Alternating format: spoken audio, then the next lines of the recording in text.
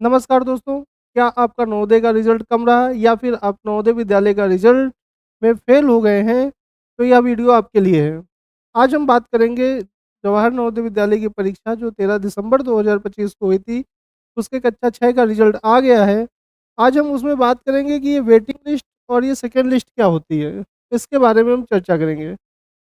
देखो ऐसा होता है कि जवाहर नवोदय विद्यालय की जो परीक्षा होती है, उसमें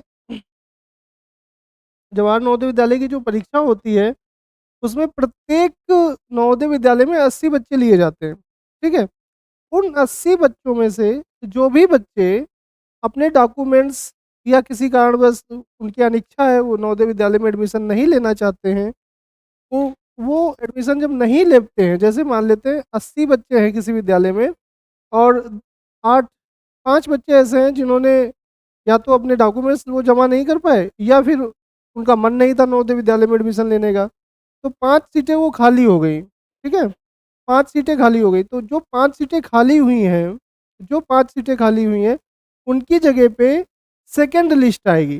फर्स्ट लिस्ट में तो 80 बच्चे होते ही हैं, सेकंड लिस्ट में क्या होगा जो 5 बच्चे एडमिशन नहीं लिए हैं, ठीक है?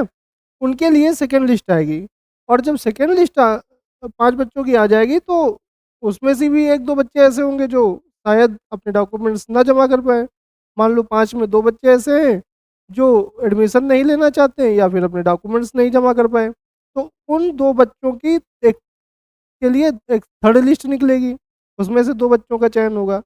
तो इस पूरे प्रोसेस में जो सेकंड लिस्ट होती है ये अप्रॉक्स 2 महीने के बाद आती है। कितने महीने के बाद? 2 महीने बाद। और इसके बाद आती है एक थर्ड लिस्ट। थर्ड लिस्ट कब आएगी?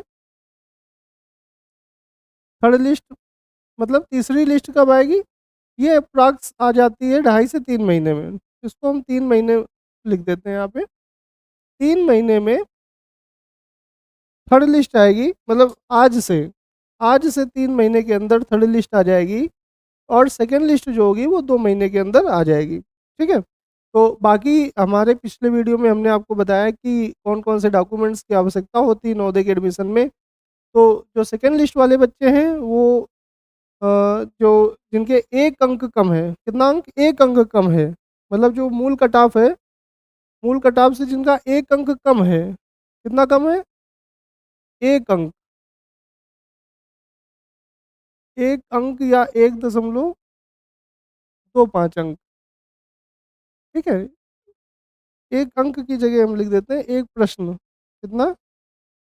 1 प्रश्न। जिनका 1 प्रश्न या 1.25 अंक जिनके कम है मूल कट ऑफ से, जो भी कट ऑफ गई है उनके ज़िले में, अगर उनका 1.25 अंक कम है मेन कट ऑफ से, मूल कट ऑफ से, तो पूरी-पूरी संभावना है कि उन बच्चों का सेकंड लिस्ट में नाम आ सकता है। ठीक है?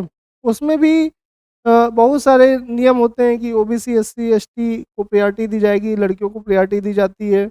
जिसकी उम्र जो है वो अ, इन जो बच्चा छोटा होता है या जो बच्चा बड़ा होता है, उसमें अलग-अलग प्रायोरिटी दे दी जाती है, ठीक है? तो बहुत सारे केस होते हैं, लेकिन फ़िलहाल हम ये मान के चलते हैं कि 1.25 अंक जिनका मूल कट ऑफ से कम है पहली लिस्ट में, उनका नाम आ जाएगा सेकंड लिस्ट में। उसके बाद थर्ड लिस्ट की अपना अलग रहेगा नियम और शर्तें। तो देखते हैं, वेट करते हैं और चैनल पे बने रहिए, आपको अपडेट मिलती रहेगी। धन्यवाद।